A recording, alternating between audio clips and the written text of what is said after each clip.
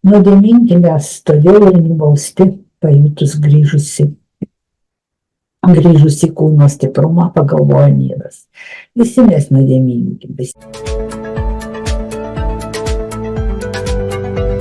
Sveiki, mėlyje. Šiandien istorijose prie kavos aš jums paskaitysiu vėl Michailo Landburgo apysaką Dievo pirštas.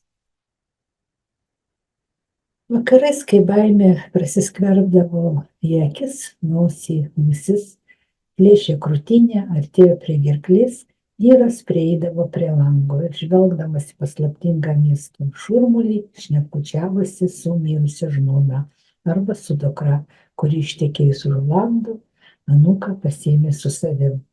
Ta vakarą Nyrui galvojosi apie našlę Matildą. Ir nuėjęs nuo lango, jis atsistojo po dušu, iššaukiant į save stiprią vandens srovę. Nuodėmingi mes, todėl ir nubausti, pajutus grįžusi kūno stiprumą, pagalvojo Nyras. Visi mes nuodėmingi, visi verti bausmės. Kada paskutinį kartą buvai su vyru, paklausė jis našlės. Moteris neatsakė. Vyras atsegė jos marškinėlių sagutę. Moteris užsimerkė, lyg tai prie jos veido prinešė degantį fakelą ir nelankščiai aklais pirštais prisilietė prie Nyro marškinių. Na štai, iškvėpė Nyras. Ir tuojau pat vos girdint pridūrė.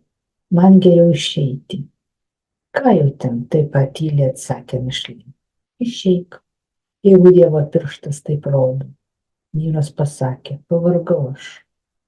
Ką jau ten, mes visi pavargę. Ar tai nuo meilės, ar tai be meilės.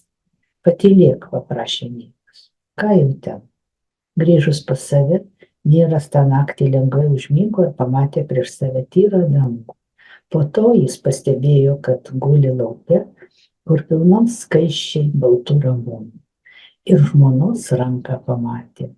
Ranka tiesėsi į jį ir kviečiant palikti lauką šaukė prie savęs. Nyras papurtė galvą ir susivokė, kad tai visai ne žmonos ranka. Jį tiesėsi, o labai ilgas ir labai šviesus pirštas nurodo jam, kad liktų lauke.